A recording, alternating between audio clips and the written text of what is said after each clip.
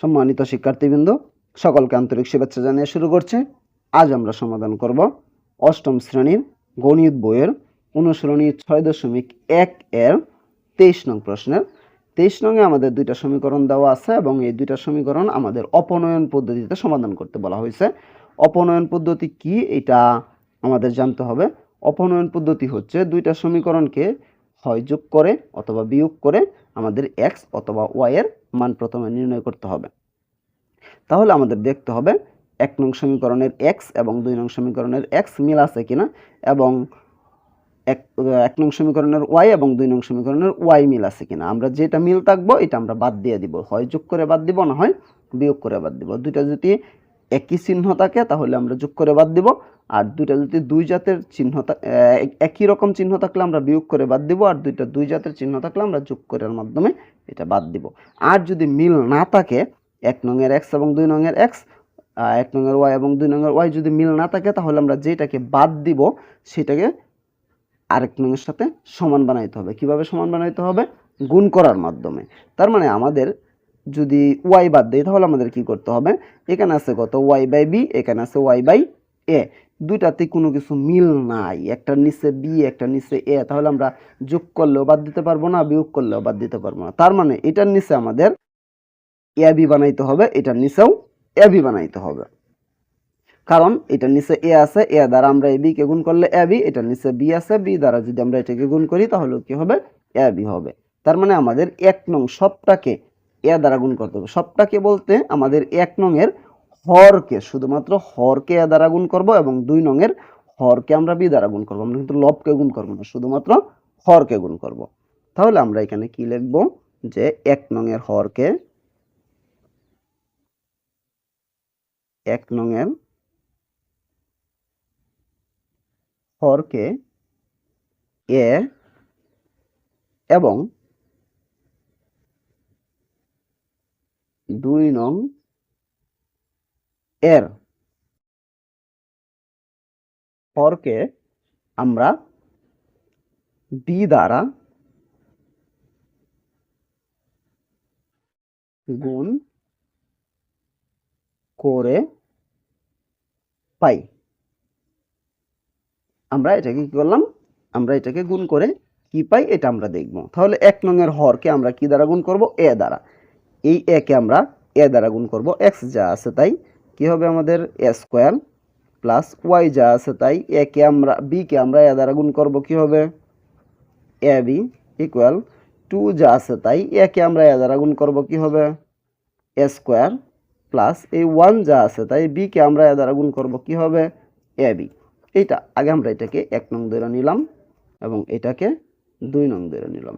এখন এটাকে আমরা 3 নং ধরে নিব। এরপরে আমরা কি করব? যে 2 নংকে আমরা কি দ্বারা গুণ করব? বি দ্বারা, 2 নং এর হরকে, 2 নং এর হরকে। তাহলে আমাদের এখানে এক্স যা আছে তাই, তারপরে আমরা কি করব? এই বি কে যদি আমরা আবার বি দ্বারা গুণ করি তাহলে কি হবে আমাদের? বি স্কয়ার মাইনাস এই ওয়াই যা আছে তাই উপরের একে যদি আমরা বি দ্বারা গুণ করি কি হবে আমাদের? এ বি ইকুয়াল উপরের 2 যা আছে তাই বি কে যদি আবার বি দ্বারা গুণ করি কি হবে আমাদের? বি স্কয়ার মাইনাস 1 যা আছে তাই একে যদি আবার বি দ্বারা গুণ করি তাহলে কি হবে?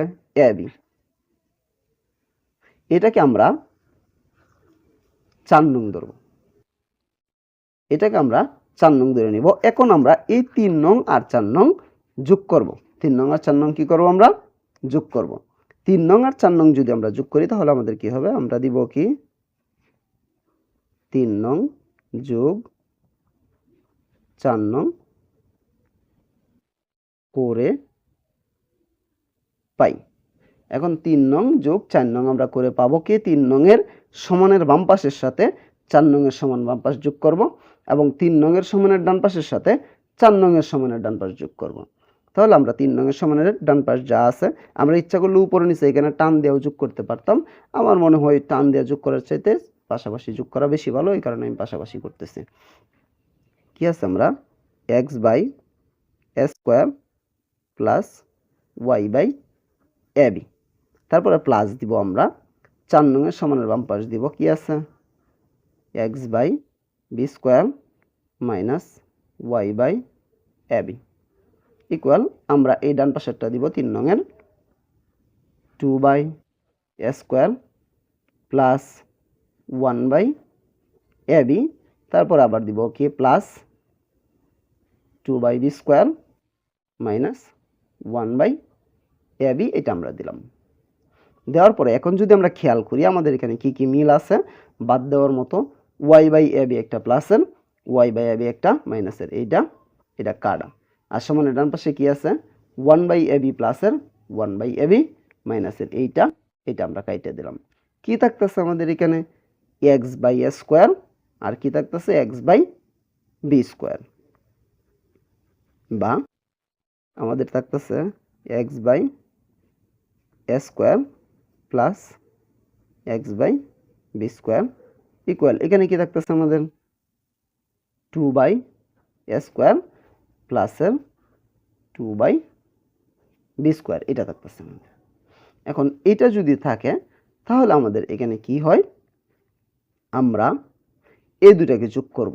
এই দুটাকে যোগ করার জন্য আমাদের এখানে কি করতে হবে, এই দুটাকে যোগ করার জন্য আমাদের এ স্কোয়ার প্লাস বি স্কোয়ার এটার লসাগু নিতে হবে। এ স্কোয়ার প্লাস বি স্কোয়ারের লসাগু কত, এ স্কোয়ার বি স্কোয়ার। এখন এই স্কোয়ার দ্বারা লসাগু এ স্কোয়ার বি স্কোয়ারকে বাদ দিলে এ স্কোয়ার বাদ বি স্কোয়ার আছে, বি স্কোয়ারের সাথে এক্স গুণন দিলে কি হবে বি স্কোয়ার এক্স, প্লাস এই বি স্কোয়ার দ্বারা লসাগু এ স্কোয়ার বি স্কোয়ারকে বাদ দিলে বি স্কোয়ার বাদ থাকতেছে এ স্কোয়ারের সাথে এক্স গুণন দিলে কি হবে এ স্কোয়ার এক্স ইকুয়াল সমানের ডান পাশেরটাও একই, এই এ স্কোয়ার বি স্কোয়ার এটা লসাগু নিব আমরা, কি হবে এ স্কোয়ার বি স্কোয়ার। এখন এ স্কোয়ার দ্বারা এটাকে ভাগ করলে এ স্কোয়ার বাদ থাকতেছে বি স্কোয়ার, বি স্কোয়ারের সাথে 2 গুণন দিলে কি হবে আমাদের 2 বি স্কোয়ার, প্লাস এই বি স্কোয়ার দ্বারা এটাকে ভাগ করলে বি স্কোয়ার বাদ থাকতেছে এ স্কোয়ারের সাথে 2 গুণন দিলে কি হবে 2 এ স্কোয়ার, এটা হইল। এখন আমরা কি করব, এখন যদি আমরা খেয়াল করি আমাদের এখানে কি আছে, আমাদের এখানে উভয় পক্ষে সমানের উভয় পাশে আমাদের কি আছে, এখানে সমানের উভয় পাশে আছে কি এ স্কোয়ার বি স্কোয়ার, এ স্কোয়ার বি স্কোয়ার, এটা হচ্ছে আমাদের হর। উভয় পক্ষ থেকে এ স্কোয়ার বি স্কোয়ার আমরা বাদ দিয়ে দিব, তাহলে আমাদের কি থাকতেছে, বা থাকতেছে বি স্কোয়ার এক্স প্লাস এ স্কোয়ার এক্স ইকুয়াল এখানে থাকতেছে কি 2 বি স্কোয়ার প্লাস 2 এ স্কোয়ার, এটা আমাদের থাকতেছে। এখন আমরা এই প্রথম দুইটাতে কি মিল আছে এক্স মিল আছে, আমরা এখান থেকে এক্স কমন নিব, বা আমরা যদি এক্স কমন নিই তাহলে কি থাকতেছে আমাদের বি স্কোয়ার প্লাস এ স্কোয়ার। পরের দুইটাত কি মিল আছে 2 মিল আছে, আমরা 2 কমন নিব, কি থাকতেছে আমাদের বি স্কোয়ার প্লাস এ স্কোয়ার।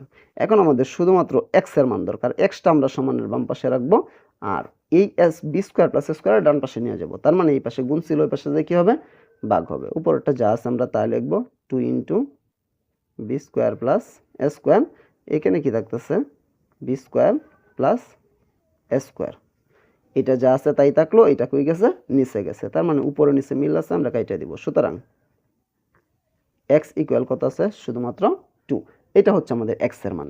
এখন এক্স এর মানটা আমরা যে কোনো একটা সমীকরণে বসায় ওয়াই এর মানটা নির্ণয় করব। এক্স এর মানটা আমরা 1 নং এ বসাবো, 1 নং আমাদের যা আছে আমরা তা লিখব, আমাদের 1 নংটা যা ছিল তা লিখব, আমরা লিখব কি এক্স এর মান 1 নং এ